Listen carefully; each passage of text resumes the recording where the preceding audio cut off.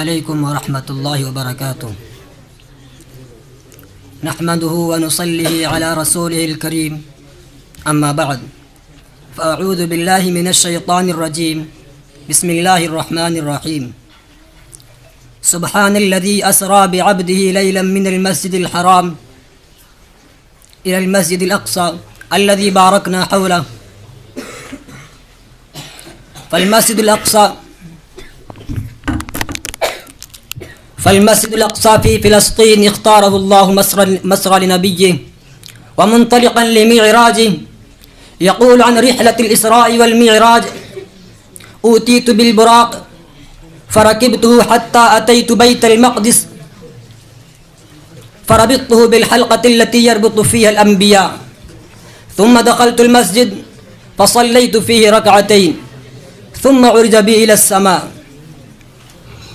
كثير من الناس أيها الإخوة ينظر إلى فلسطين على أنها دولة عربية أو إسلامية فقط، ويتحمس لها من هذا الجانب، ويجهل ما لفلسطين من مكانة شرعية. ففلسطين مصر النبي صلى الله عليه وسلم ومنطلق معراجه. أيها الإخوة المؤمنون، وأرض فلسطين أيها الإخوة أرض مباركة جعلها الله كذلك ووصفها بذلك في كتابه، والآيات التي تدل على أن أرض فلسطين أرض مباركة منها قول الله تعالى: إلى المسجد الأقصى الذي باركنا حوله. يقول ابن سعد في تفسيره عند تفسيره لهذه الآية: الذي باركنا حوله أي بكثرة الأشجار والأنهار والخصب الدائم، ومن بركته تفضيله على غيره من المساجد سوى المسجد الحرام ومسجد المدينة، وأنه يطلب شد الرحال إليه للعبادة والصلاة فيه، وأن الله اختصه محلا لكثير من أنبيائه وأصفيائه. ومن الآيات التي تدل على أن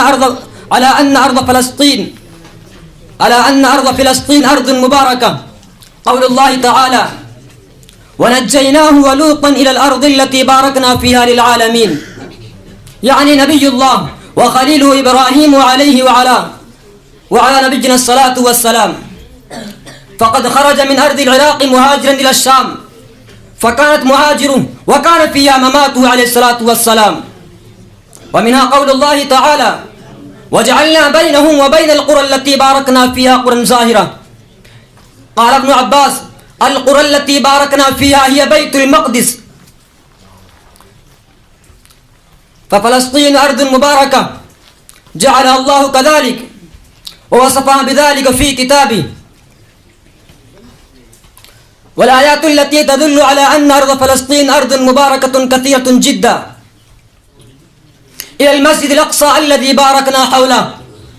أيها الإخوة المؤمنون، إننا عندما نبكي على فلسطين ليس من أجل ترابها فعندنا الصحاري الواسعة، وليس من أجل جبالها فعندنا الجبال الشاهقة، إنما هو من أجل مكانتها ومنزلتها في ديننا. فالاعتداء عليها هو اعتداء على ديننا، والإساءة لها هي إساءة إلى مقدساتنا. أيها الإخوة، على أرض فلسطين عاش كثير من الأنبياء والمرسلين، فعلى أرضها عاش إبراهيم وإسحاق ويعقوب ويوسف ولوط وداود وسليمان وصالح وزكريا ويحيى وعيسى عليهم الصلاة والسلام، وغيرهم الكثير ممن لم تذكر أسماءهم من أنبياء بني إسرائيل. أنا أكتفي بهذه الكلمة.